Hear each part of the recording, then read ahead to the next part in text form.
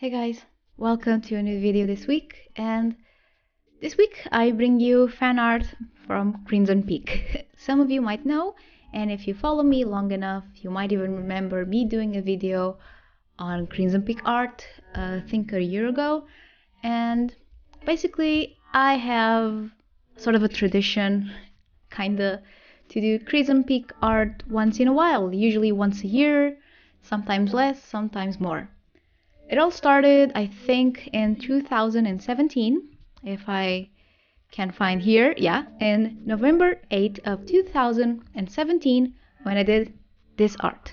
This was the first time I ever did fan art of Crimson Peak, and it was, I think, around the time I watched the movie for the first time. This movie really had an impact on me. I am pretty obsessed with it. I watch it every once in a while, and I don't know why. I think I have grown to really like horror movies by now, and this one, it's not super scary, and it's kind of magical and mystical, and the costumes are just amazing, and just the whole scenario is so pretty that, I don't know, I just fell in love with it so much that maybe, not even maybe like 3 months or 4 months after, I did another art of it, and I did not even realize I did it until a friend of mine pointed out to me like, oh, didn't you do a fan art of it like a few months ago?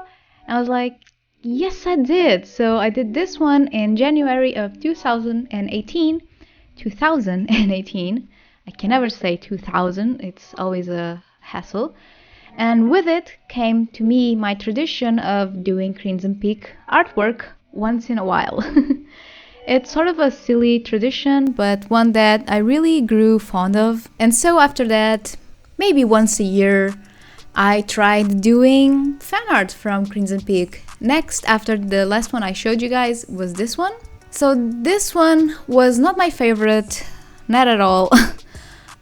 Because one of the reasons why I do this sort of challenge, so to speak, or like tradition, is to kind of check how my art style is. I found it very useful to see how I'm doing. And this one, I was in a weird transition. I actually don't really remember when this one was done, because I don't even think I posted it on Instagram. So I'm only guiding me by photos that I have, and this one shows up in one collective post that I did. So I don't even have a date for this one, because I know I hated it. I did not want to post it, so I never did. And all of the first few drawings were all based in one photo. And only in the next one I started doing a more personal approach to drawing.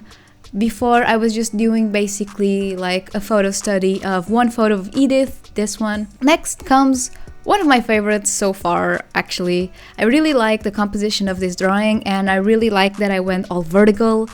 And I was getting a bit more experimental with gouache there.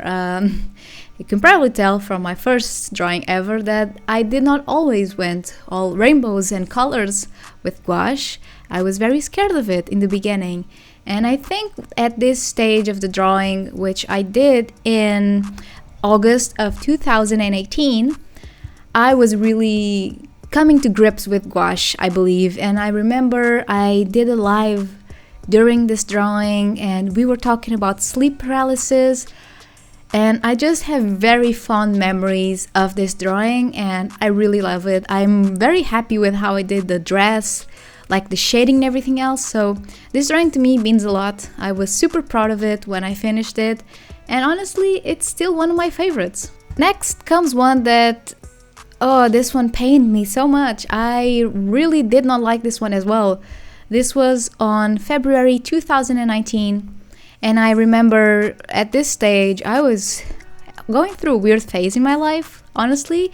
I was just coming out of one job that I really hated, and I was feeling pretty lost, honestly. And I remember this time very specifically, and I specifically hating this drawing and not knowing how to interpret it besides the photo. So at this stage, I actually went back to doing a photo reference study, because I just felt so stuck. I was certainly much more colorful, and it's very funny because if you look at it, it might seem happier than the other drawings because there's lots of colors, there's sparkles, it's all good, but I do remember not being that happy at that time. And this drawing was just a mess to me. I was feeling quite lost in this drawing. Then came March of 2020, and this one, I think it's pretty much tied with the vertical one. This drawing was one of my favorites for a long time. I even have it as a print on my shop because I was so darn proud of it, of how it looked, how it was kind of misty and pushed back. I really liked the colors. They were so much more subdued than the last one. And it's really funny for me to see the progress of all of these drawings because I think you can kind of tell they were done by the same person.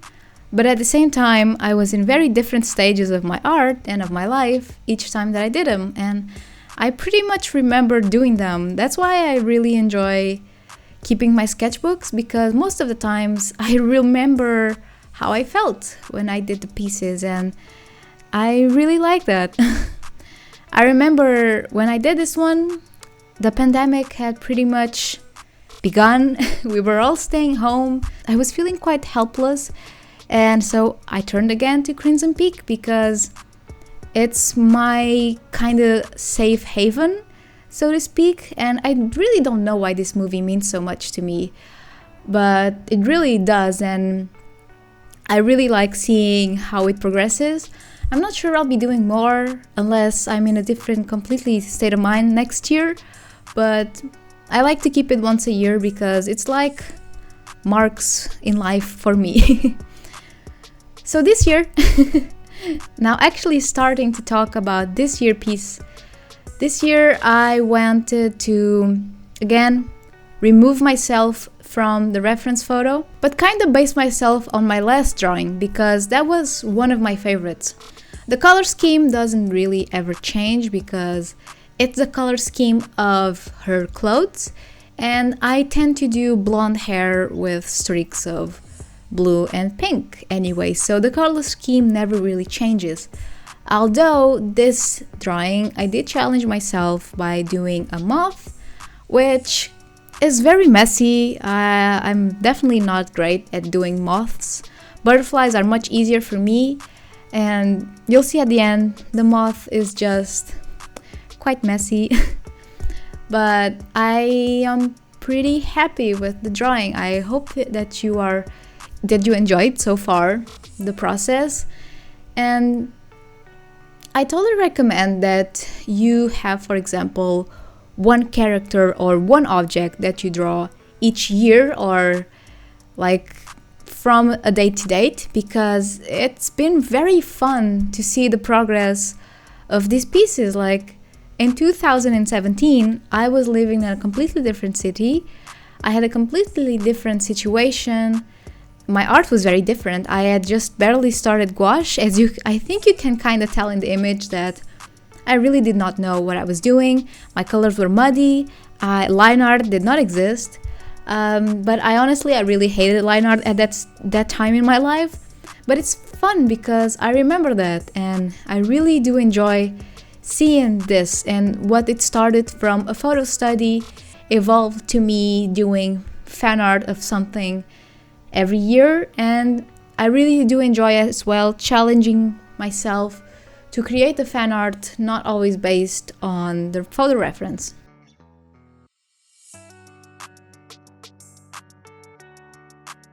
So for this drawing, I went back to gouache. I always do these in gouache, I think, just because it was how I started, and it's a great excuse to go back to gouache. I have not picked up my baby gouache in a while. I think I did a Draw This in Your Style a few months ago, and other than that, I had not picked it up in ages. I don't know why. I think I've been so in love with watercolor. I tend to be obsessed with one or the other. When I was obsessed with gouache, I did not touch watercolor for maybe a year. I was only doing gouache things. So I think I need to kind of create a balance where I can use both at the same time and not just be obsessed with one, because I really do miss using gouache more regularly in my life. So in this drawing, the hair for me was my favorite moment. I do enjoy how her face turned out. I wasn't going for straight up, it's Edith.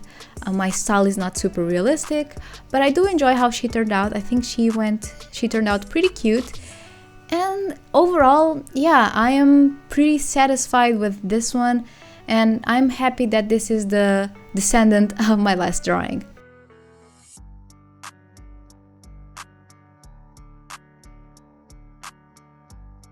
So speaking about gouache, I am doing a new class on Graphy. You might have heard me talking about Graphy before, where it was a platform where I was doing classes online, but they were all pre-recorded, and they recently did a 180 on their platform, and they now are hosting cohort classes. So cohort classes are classes that are live, and they invited me to come back, and so I decided to start my career in live classes with gouache. I never done a proper class in gouache, not even on Skillshare, so I decided that this would be fun to start. I am thinking that hopefully this will be launching on the 20th, Saturday. All the information of the class will be in my page down below. I'll have a link for my Graphy website, and there will be all the information that you'll need to know. Hopefully, I'm still working on it, but I am super excited about it. And I am trying to pick a time that will be great for everyone around the world, because I want all of you guys to be able to enjoy it. So my plan for this class will be to help you guys to create an illustration from start to finish using gouache. So it will be 4 hours, but divided in 1 hour each Saturday during 4 Saturdays. On the first few classes, we will focus on more basic illustrating things, and then the last 2 classes will be full-on gouache. That is my new project. I hope that you are interested. If you are, links will be down below, and thank you if you're interested. In the end, I'm just going with my Artistro acrylic pens. Just give them little pops of color and sparkles, just because, you know me, I enjoy that kind of thing.